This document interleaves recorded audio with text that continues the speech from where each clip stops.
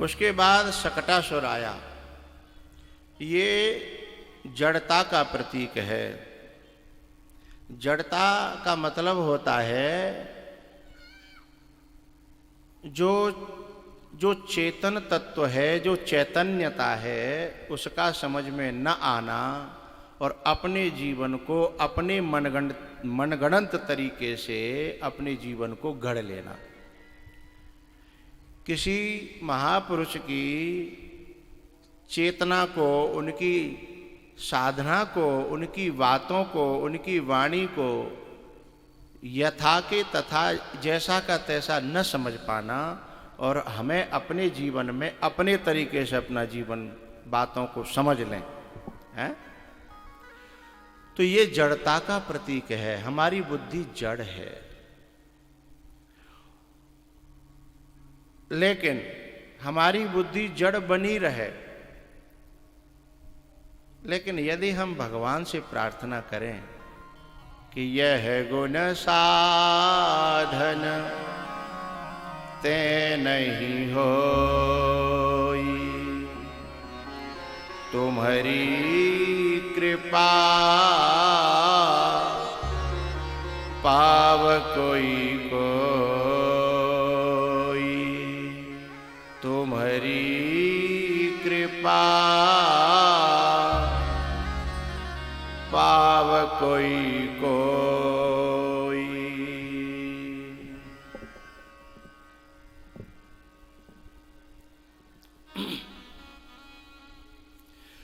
तो ये जड़ता का प्रतीक है शकटासुर। ये आकर के जब गाड़ी में बैठा और भगवान को मैया ने गाड़ी के नीचे पलना बिछा करके पलने में सुला दिया था और ऊपर दूध दही घी सब रख दिया था। जब ऊपर सब रख दिया और उस दिन जो है भगवान का जन्म हुए 27 दिन हुए थे। उस दिन भगवान का जो है रोहिणी नक्षत्र में भगवान का जन्म हुआ। तो रोहिणी नक्षत्र के दिन एक 27वें दिन उनका उसी नक्षत्र का जो है वो मनाया जा रहा था उत्सव। सब गोपियाँ आई हुई थी। इधर सकट के नीचे भगवान लेटे हैं पलना में और बच्चे खेल रहे हैं बगल में। और सकट ने उस गाड़ी को, जो बैलगाड़ी है, अच्छा वो जो बैलगाड़ी जो वहाँ थी वो ओरिजिनल बैलगाड़ी आपके यहाँ है। आपके जो मैंने कल चारों तरफ गाड़ियाँ जो खड़ी देखी, बिल्कुल वो वाली गाड़ी ही यशोदा और नंद के यहाँ थी। अब गाड़ियों को रूप बदल गए हैं और जगह तो, लेकिन यहाँ एकदम ओरिजिनल है, जैसा का तैसा है।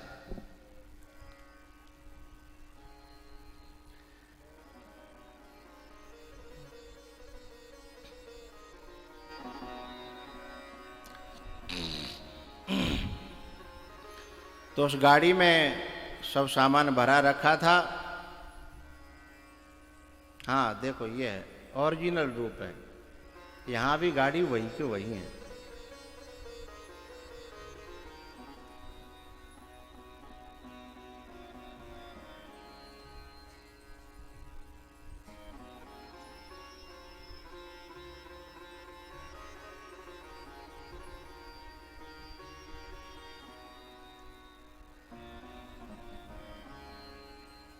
मक्का ले जा रहा था गाड़ी में भर के, हैं?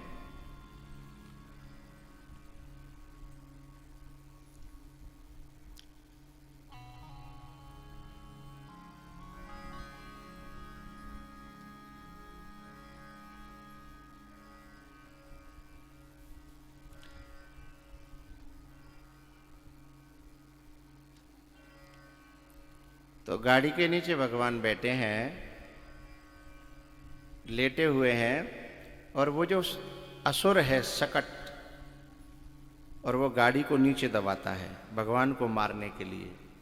भगवान ने कहा, ओहो आप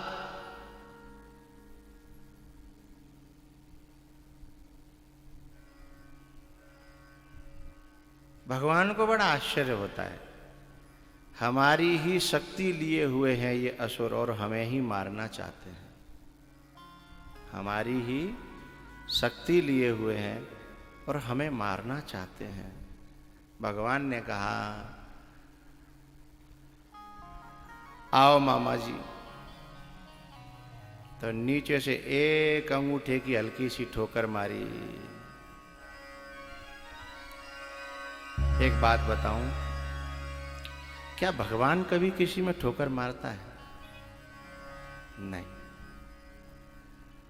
भगवान कभी किसी में ठोकर मारता ही नहीं है।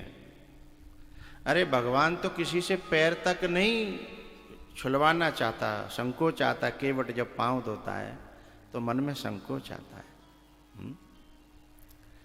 फिर ठोकर कैसे मार सकते हैं?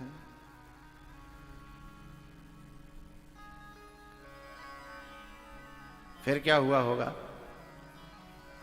अरे भैया, जब वो रथ जो है नीचे को भगवान के ऊपर दबाव बनाता ही जा रहा है, बनाता ही जा रहा है, बनाता ही जा रहा है, तो पैर की ठोकर तो अपने आप लगेगी ही। भगवान ठोकर नहीं मारते। ठोकर हम जब भगवान के ऊपर अपना दबाव बनाते हैं, दबाव बनाते हैं, तो ठोकर अपने आप लग जाती है। भगवान कभी ठोकर नहीं मारता। और फिर ऐसी गाड़ी पलटती है कि जिन जिन को हम बचाने की कोशिश करते हैं, जो जो वस्तुओं को, फिर वे सब फूटती हैं, फैलती हैं, बिखर जाती हैं। जो उस गाड़ी में रखा था, जिनसे हमें प्रेम था, जो हमारी चाहत बनी हुई थी, वे सब ऐसी फूटी फैली।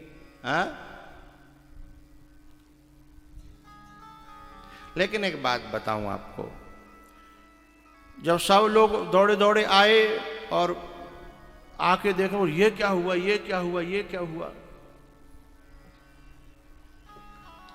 उन्होंने बच्चों से पूछा कि ये क्या हो गया, ये गाड़ी कैसे टूट गई, ये कैसे फैल गया सब। तो बच्चों ने बताया कि लाला ने पैर की ठोकर मारी।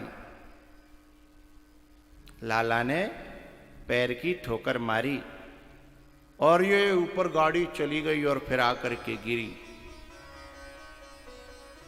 अब सब बड़े बूढ़े बोले, ये तो बालक हैं, बकते रहते हैं, कहीं इसकी ठोकर से कहीं इतनी बड़ी गाड़ी उड़ जाएगी। हैं? हम लोगों की भी यही मान्यता होती है, हैं? कि ऐसे कहूँ भगवान खाए बैठ के खाए भी नहीं दे जागो, या भगवान ऐसा नहीं कर देगो, अथवा ऐसा नहीं होता। ये हमारी अपनी मान्यताएं हैं ना। गोस्वामी जी कह गए, दम्भी न निज मत कल्प कर प्रकट किए बहुपंथ। बहुत अपने अपने हमने अपनी मान्यता से समझ बना ली। अब वो बड़े बूढ़े उनकी बात मानने को तैयार नहीं है, जबकि बात हकीकत है, हैं? बात तो उन बच्चों की हकीकत है, लेकिन वो मानने को तैयार नहीं है। ठोकर तो लगी है, ठोकर तो लगी है,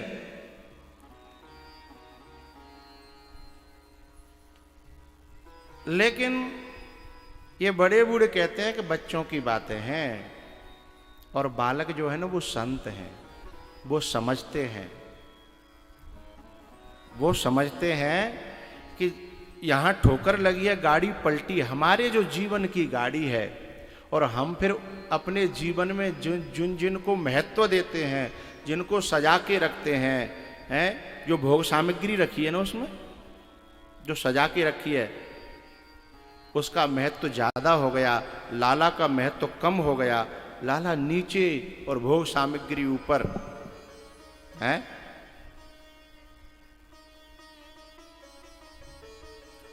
तो फिर भगवान की ठोकर लग गई। एक कालखंड था, समय था,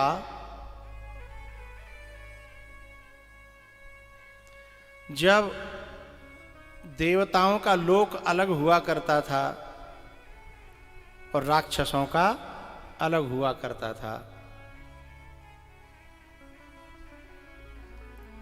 और जब इनमें युद्ध हुआ करता था तो आमने सामने आते थे, युद्ध होता था, लड़ाई होती थी।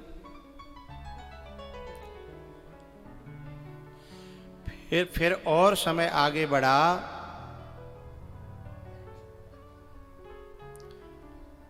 तो देवता और दैत्य एक ही लोक में आने लगे। त्रेता युग से शुरुआत हुई है। सतयुग में दैत्य अलग रहते थे, देवता अलग रहते थे। फिर त्रेता युग आया तो दैत्य भी और देवता भी एक ही लोक में आ गए। यानी इस धरती पे ही रावण भी रहता था और राम भी। हाँ या ना तो बोलो करो भाई। अब लोक अलग अलग नहीं हुए, लेकिन फिर भी एक दूरी रहती थी, वो लंका में और वो अयोध्या में।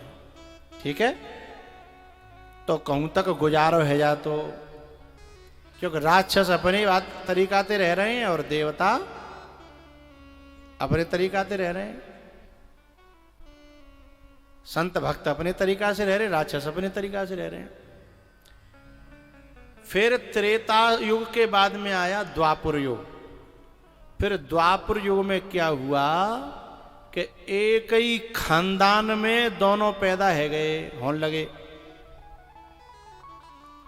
पहुंच गए आप लोग जहां मैं पहुंचाना चाहता हूं। कौरव है और पांडव, लेकिन फिर भी खैर थी।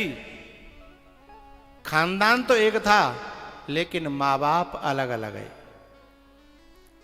लेकिन ये द्वापर तक का सत्य है। लेकिन आज हालत ये है कि एक ही मां बाप के राक्षस भी पैदा है रहे हैं और देवता भी पैदा है रहे हैं। एक ही बाप को, एक ही मां को एक लड़का देवता है, संत है, सज्जन है, और बई माँ बाप को एक लड़का ऐसा है जाने पूरे गांव अधर उठा रखो है, पूरा घर अधर उठा रखो है। न बापे जी अंदर हो न माए जी अंदर हो, एक ही घर में नहीं, एक घर में नहीं, एक कोख में आ गए। अब जियोगे तो कैसे जियोगे, जाओगे तो कहां जाओगे, मरोगे तो कैसे मरोगे। मारे तो कैसे मारे, खास भैया है, और जिए तो कैसे जिए, वो जियन ना दे रहो। मारे तो कैसे मारे, खास भैया है, और जिए तो जियन ना दे रहो।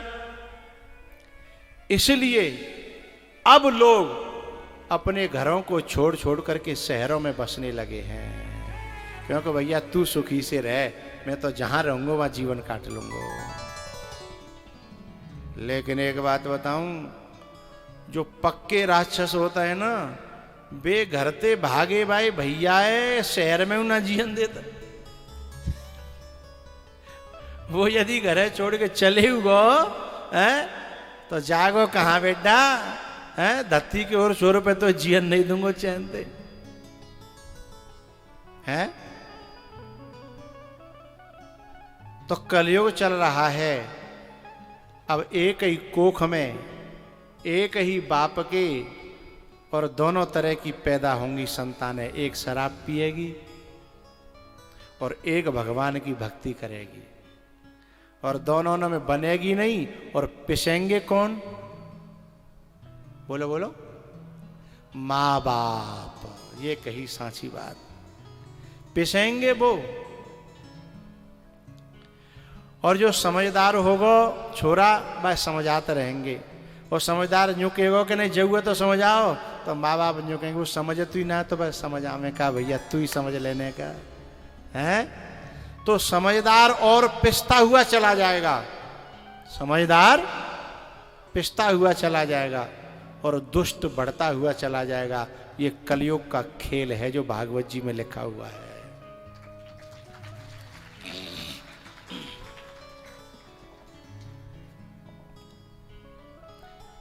तो मैंने बात किस बात पे कही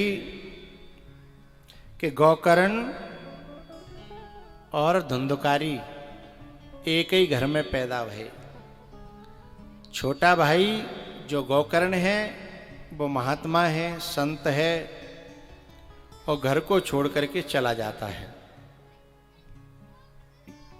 रह गए माँ बाप। जब माँ बाप रह गए तो धुंधकारी को जरा और ज्यादा नहीं कि वो बढ़ेगो, क्या वो तो मैं अकेले यूं करता धरता। तो माँ को भीतर ही भीतर जो है परेशान करने लगा। लेकिन माँ की बेचारी की सबसे बड़ी आफत है कि बगल में कहे तो बुराई तो अपनी ही, छोरा तो घुट घुट के जीती रहती है, घुट घुट के मरती रहती है, और खूब जानती है कि नालायक है, बुरा है, दुष्ट है। लेकिन बाहर कोई बात आवे तो यूं कहेगी, ना है जी ऐसा ना है, जी ऐसा ना है, जी वैसे ही दुनिया बुराई धर रही है, दुनिया जर रही है, फुक रही है, ताते कह रही है, और आंखें ते देख रही है, बातें बड़ो नालायक कोई ना है।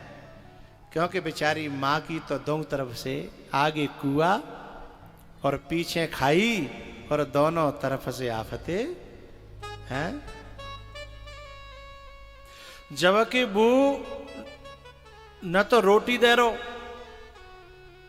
न चैन ते बोल लो, हैं, न कोई सेवा कर रो। लेकिन माँ बाप की आत्मा ऐसी होती है कि फिर भी माँ कहती है कोई बात ना है, का उतना सुधर जागो, का उतना ठीक है जागो, अभी बुद्धि ना आई, बुद्धि आ जाएगी तो सब बढ़िया है जागो, है ना।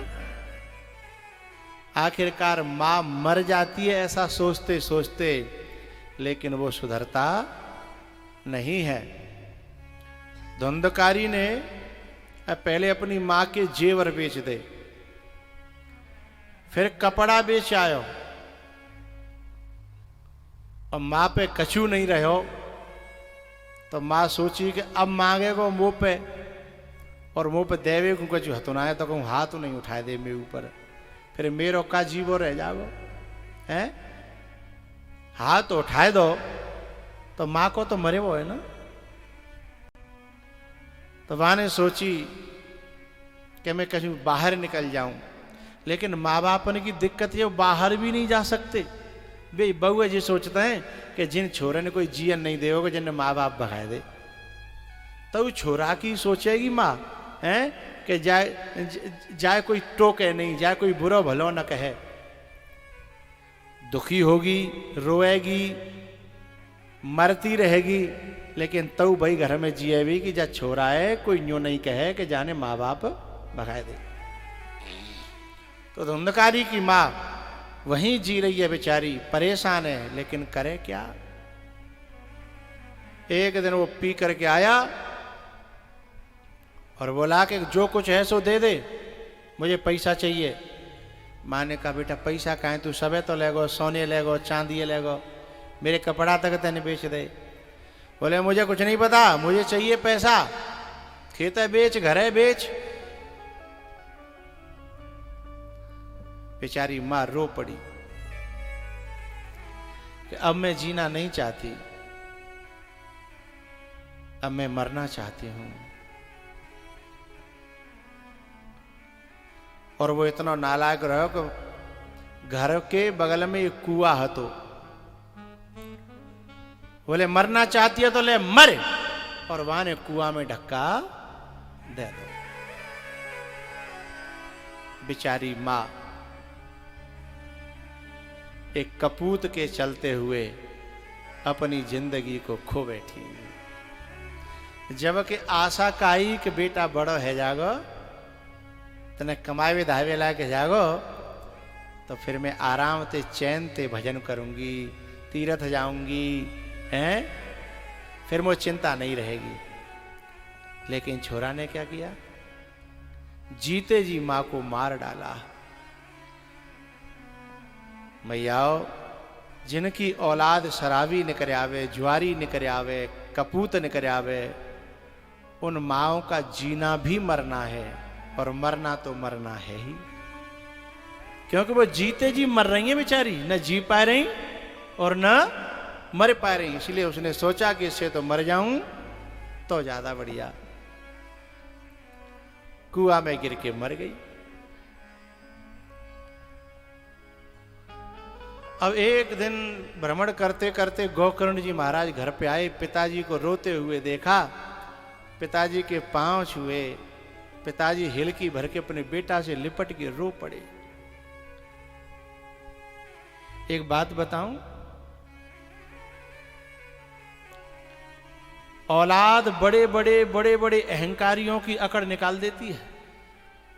औलाद बड़े बड़े अहंकारियों की ऐसी अकड़ निकालती है कि फिर वो कहीं मुंह दिखाने लायक नहीं रहते। इस धोखे में मत रहना भैया कि हम बुद्धिमान हैं, हम समझदार हैं, अपनी औलाद को ऐसा बनाएंगे, वैसा बनाएंगे, ऐसा करेंगे, वैसा करेंगे। नहीं, बड़ों की अकड़ निकाल देती है औलाद। ये जो आत्मदेव थे ना, अरे साहब,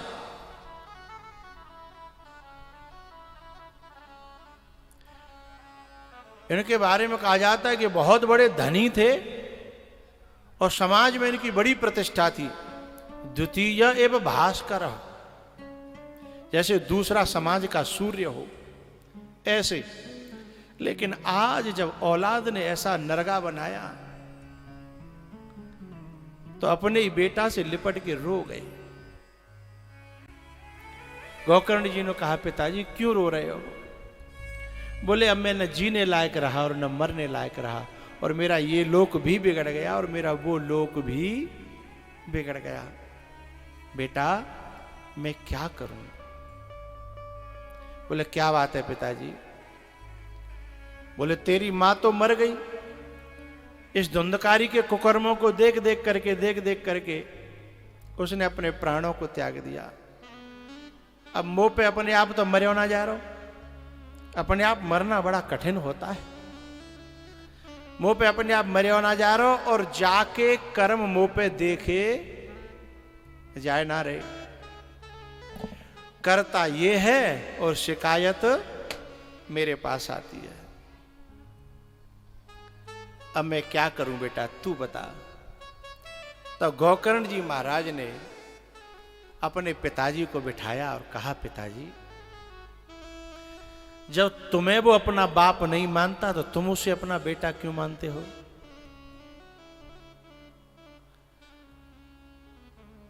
आत्मदेव जी ने कहा, बेटा अब मानवीय की बात थोड़ी रही है, वो तो दुनिया आए के मैं मुंह पे कह रही है और दुनिया मुझे जीवन ना दे रही, तो मैं करूं तो कहा करूं। अब मैं न मानवीय और मानवीय तो थोड़ी कछु होगा। बोले, है जागो पिताजी। बोले, जिस देश में आपके संबंधों को याद दिलाने वाले लोग हों उस देश को छोड़ दो ना। जिस संबंधों से तुम्हें पीड़ा हो रही उन संबंधों को छोड़ दो। तो बोले, कहां जाऊं? अरे बोले, सारी धरती गोपाल की है, सारी धरती परमात्मा की है। और दांत नाए तब दूध दिए, दूध दियो और दांत दिए हैं तो अन्नऊ देगो। जान को देत अजान को देत जहान को देत वो तोहू को देगो। धरती का खत्म है गई का? अरे कहीं भी जाओ, भगवान को भजन करो, संतन की संगत करो। जब औलाद तुम्हारी नहीं रही तो तुम औलाद के पीछे क्यों पड़े हो? और ये सारा दुख पिताजी संबंध माने को है। दूसरे गांव में फलाने को छोरा बुरे काम कर रहा हो, तुम्हें कोई परेशानी? बोले नहीं। तो बोले, ऐसे जाए मान लो और छोड़ के चले जाओ और जाके कर्म अपने आप जाए देख लेंगे। तुम अपना भगवान को भजन करो। अब तुम्हारी वैसे ही भजन की उम्र है। धर्मम भजस्व सततम त्यज लोक धर्मान सेवस्व साधु पुरुषान जहि काम तृष्णाम अन्यस्य दोष गुण चिंतन मासु मुक्त्वा सेवा कथा रसमहो नितराम पिबत्वम। बड़ा प्यारा उपदेश किया है गोकर्ण जी ने। कहा पिताजी धर्मम भजस्व सततम। बोले अब लोक धर्मान त्यज, इन सांसारिक संबंधों को त्याग दो। कि मैं कहूँ को पापा, मैं कहूँ की मम्मी, मैं कहूँ को बेटा, इनमें उलझ उलझ के तो पूरा जीवन चलेगा, इनमें कछु ना धरो पिताजी। बोले तो अब सारे नाते भगवान से जोड़ लो। त्वमेव माता च पिता त्वमेव, त्वमेव बन्धु च सखा त्वमेव, त्वमेव विद्या द्रविणं त्वमेव, त्वमेव सर्वं मम देव देव, त्वमेव सर्वं मम देव देव। पिताजी त्यज लोक धर्मान। बोले फिर घरे छोड़ के करूं का? बोले सेवस्व साधु पुरुषान। अभी तो तुम्हारे हाथ पांव चल रहे हैं, आश्रम में जाओ, संतन की सेवा करो, भक्तन की सेवा करो, जहारा बुहारी करो, परमात्मा तुम्हारे सामने आके खड़ा हो जाएगा। तुम जिनके लिए मर रहे का हो, वे तुम्हारे कबू काम न आए हैं और न कबू आएंगे, लेकिन 4 कदम तुम परमात्मा की ओर झूठे को चल के देखो, सांचे को नहीं, झूठे को, वो तुम्हारे काम आने के लिए तैयार खड़ा है। एक बात बताऊं भैया, केवल ये गेरुआ कपड़ा पहरवे थे, इतनी सुविधा हो जाती है कि बिना मांगे रोटी मिल जाती है। ये भगवान की कृपा तो है। सांचे को हम भगवान की तरफ चल जाए तब तो बात ही छोड़ो, लेकिन भगवान को बानो पहनवे मात्र ते भगवान इतनी व्यवस्था कर देते हो, न भूखो मरेगो, नंगो मरेगो, न उघारो मरेगो, न सर्दी में मरेगो, न गर्मी में मरेगो। इतना तो केवल बाके नाम के बोलो बोलो कपड़ा पहरवे थे, और कहीं यदि बाकी रंग में रंग जाए भीतर से, हैं बाकी रंग में भीतर से रंग जाए, फिर तो क्या वही का है।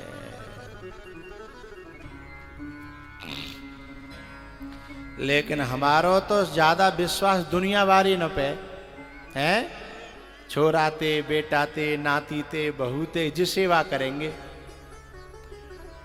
और बिना की सेवा अड़ोस पड़ोस देख रहे हैं कैसी कैसी सेवा है रही है, लेकिन तो यूं लगते हमारा ऐसा ना है, हैं हमारा ऐसा ना है।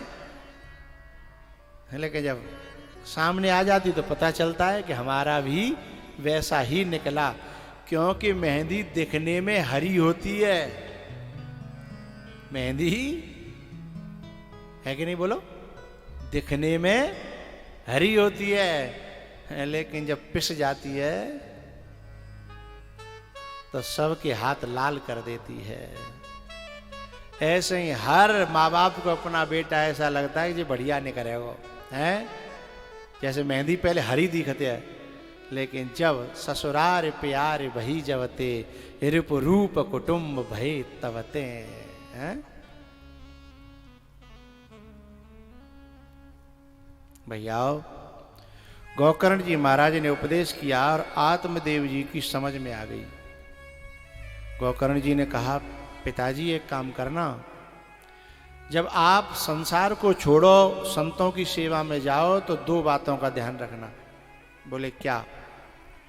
वहां जाकर के सेवा से मतलब रखना और गुरु के उपदेश से मतलब रखना, वहां के अड़ोसी पड़ोसियों से मतलब मत रखना, नहीं तो वहां भी जाकर के राग द्वेष बन जाएगा, वहां भी जाकर के एक दूसरे में दोष दृष्टि हो जाएगी। अन्यस्य दोष गुण चिंतनम आसु मुक्त्वा, दूसरों के गुण और दोषों से मुक्त रह करके, अलग रह करके, उन्हें त्याग करके केवल अपने गुरु की सेवा, अपने गुरु के उपदेशों पर ध्यान बनाए रखना, बोले तो तुम्हारा कल्याण हो जाएगा।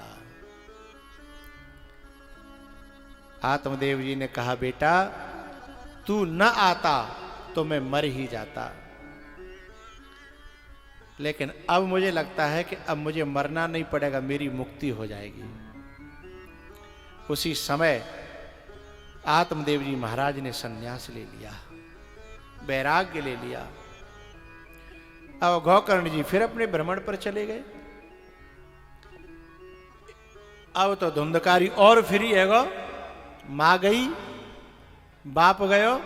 अच्छा, बहुत से माँ बाप तो मरते रहेंगे, कुटत रहेंगे, पिटत रहेंगे, बिनते कहो कि काई मर रहे हैं, वृंदावन चले जाओ, गोवर्धन चले जाओ, तुम्हारी तो पहले से संतन से संबंध है, आश्रम में जगह है, खूब राखेंगे, सेवा करेंगे तुम्हारी। तो कहा कहेंगे, अरे मैं हतू तो ने का तो दबे रहो जे मुँह जहाँ तक है तो बेजार हो जाओ, बेजार। तो तू कब तो मरेगो तब बेजार होगो तो रोक लेगो हैं। तो जो हमारे प्रयोग घर पे कि ने का तो मैं शर्म करतो है जी, ने का वो करतो दबतो है हैं, और मुँह हटत गए तो सबे चौपट कर देगो, तो तू कब तक रोक लेगो रे हैं। वो तो रोजाना जई बाटे देख रहे हो कि जी डोकरा कब जाते मरे, क्या तो ऊपर चले जाए कि कितने बिते चले जाए हैं, लेकिन तू छाती पे दार दरवे के लिए प्रयोग कब तक दरेगो। पता है, जब आत्मदेव जी चले गए तो गोकर्ण जी धुंधकारी ने, और जो पैसे से देह का व्यापार करती थी नारियां, जो पैसे के लिए कुछ भी करने को तैयार हो जाती थी, ऐसी नारियों को घर में ले आया। अब रोज चोरी करके लावे, दारू पी के आवे और घर में लाए के पैसा दे और बुरे कर्म न पे उतरे। अब खुले में पता का भयो, एक दिना ज्यादा सो सोनो चांदी लेके आयो, तो अभी जो चारों पांचों जो नारियां थीं उन्होंने कही कि आज तो माल जी बहुत लायो है, और जी ज्यादा दिना को ना चो चोरी कर रहे हो, काउ न काउ दिना पकड़ो। भाई चोर की उम्र को का भरोसा, चोर की उम्र को का भरोसा, आतंकवादी की उम्र को का भरोसा, डकैत की उम्र को का भरोसा, न जाने कब मुठभेड़ है जाए हैं, जाने कहाँ मारे हो जाए, न जाने कहाँ पकड़े हो जाए, जाने कब जेल है जाए, और कुछ नहीं हो तो चलते चलते गाड़ी पलट जाए हैं, बीच रोड पे मीडिया पीछे लगे और रह जाए और पुलिस आगे लगी रह जाए हैं, न जाने कहाँ गाड़ी पलट जाए, का भरोसा है।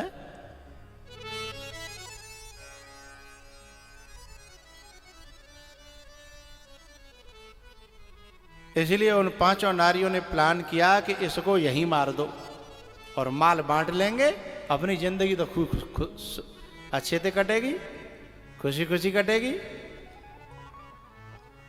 तो क्या किया, रात्रि में उसको जो है खूब पिलाई